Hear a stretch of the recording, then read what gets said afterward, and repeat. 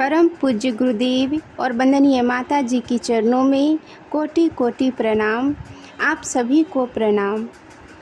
पूज्य गुरु जी द्वारा लिखी गई पुस्तक संकल्प शक्ति की प्रचंड प्रक्रिया डे 3 में आज हम सभी सुनेंगे गुप्त मन की विराट शक्ति।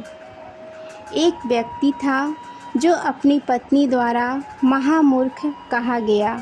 वो बुरी तरह तिरस्कारित और अपमानित हुआ। बात उसके गुप्त मन में लग गई। उसे बड़ा बुरा लगा। उसने पत्नी को छोड़ा और बड़ी आयु में विद्या अध्ययन में लग गया। दीर्घ काल के अभ्यास और अटल संकल्प के बल से वह संस्कृत का महाकवि कालिदास बना। समग्र भारत उसकी प्रतिभा और विद्या से चमत्कृत हो उठा। उसके गुप्त मन में काव्य शक्ति का बृहद भंडार छिपा हुआ था। एक डाकू था जिसकी जीविका का उपार्जन मुसाफिरों को लूटने और हत्याएं करने से चलता था। एक दिन एक मुनि उसकी पकड़ में आ गए। उसने उन्हें भी मारना चाहा, पर उन्होंने विनती भाव से उससे कहा, जिन व्यक्तियों के पालने के लिए तुम इतने व्यक्तियों की हत्या का पाप अपने ऊपर ले रहे हो, क्या वे तुम्हारे इस पाप के हिस्सेदार बनेंगे? जाओ और अपने परिवार वालों से पूछो। डाकू चला गया। उसने यह बात पूछी, लेकिन उनका उत्तर सुनते ही उसका चेहरा उतर गया। उनका उत्तर था, हम तुम्हारे आश्रित हैं, पाप पुण्य से हमें क्या प्रयोजन। उसे ज्ञान हुआ। वह बदलकर महर्षि वाल्मीकि बन गया। उसकी गुप्त शक्तियाँ यकायक खुल गई। उन्होंने संसार को अपनी बुद्धि से चमत्कृत कर दिया। इसी प्रकार न जाने कितने महान पुरुष हुए हैं जिन्हें किसी मानसिक आघात या आकस्मिक झटके से अपने गुप्त मन में सोई पड़ी गुप्त शक्तियों का ज्ञान हुआ। उनके जीवन का पृष्ठ बदला और वे अपने गुणों से संस्कार को चमत्कृत विसम्मित कर गए। आप में भी असाधारण गुप्त शक्तियों, मन, शरीर, आत्मा की असंख्य शक्तियों का भंडार छिपा हुआ है। खेद है कि आप अपने को साधारण प्राणी मानते हैं। आप कभी भी ऐसा विचार नहीं करते कि हम में दिव्य और आश्चर्यमयी शक्तियाँ छिपी पड़ी होगी। सच मानिए, आप शक्तियों के बृहद भंडार हैं। घोड़ों को यदि शारीरिक शक्ति का ज्ञान हो जाए तो वे हमारे वाहन न रहें। हाथी अपनी शारीरिक ताकतों से विश्व को अपने बस में ही कर ले। शेर, चीता, रीछ, भैंसे, बैल, खच्चर इत्यादि पशुओं को अपनी शक्तियों का ज्ञान हो जाए तो वे हम पर राज्य ही करने लगे। ये पशु हमारे लिए इतनी तेज़ी से बड़े बड़े बोझ ढोते हैं, भारी काम करते हैं जो मनुष्य नहीं कर सकता।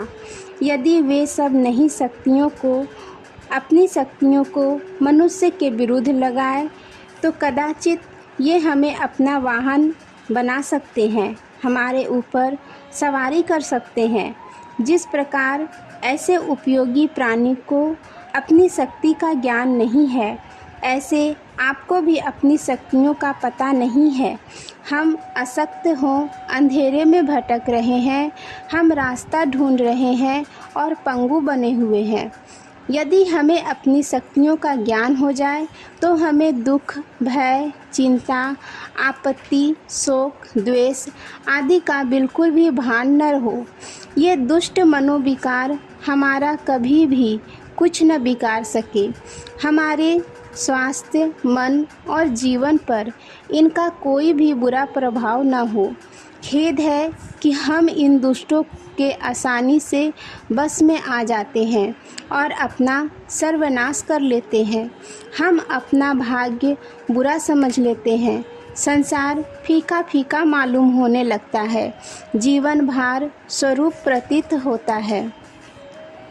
खेद है कि कभी तो हम ईश्वर पर भरोसा करते हैं, कभी प्रारब्ध को मानने लगते हैं, फिर कभी पुरुषार्थ कहकर गला फाड़ने लगते हैं। हम कभी अस्थिर नहीं रहते, हमारा मन सदैव इसी प्रकार डवाडोल रहता है। हम पूजा पाठ भी करते हैं, पर जब अल्पकालिक और अस्थिर मन से करने के कारण धन दौलत या सिद्धि प्राप्त नहीं होती, तो हमारा विश्वास इन सब पर से उठ जाता है। हम उन्हें ढोंग मानने लगते हैं। वास्तविक कमजोरी यह है कि अभी हमें स्वयं अपने ऊपर विश्वास नहीं है। हम दूसरों को धनवान और शान शौकत से रहते देख उन्हें सुखी समझते हैं, पर यदि हम उन्हें अंदर से देखें तो हमारे विचार बदल जाएं। आप पूछेंगे कि लोगों के पास बहुत सा धन है, सुख है, इतना वैभव, बड़प्पन और अधिकार है, फिर भी दुख कैसे? उस पर ईश्वर की बड़ी कृपा है, पर हम पर प्रकोप या ईश्वर की अकृपा कैसे?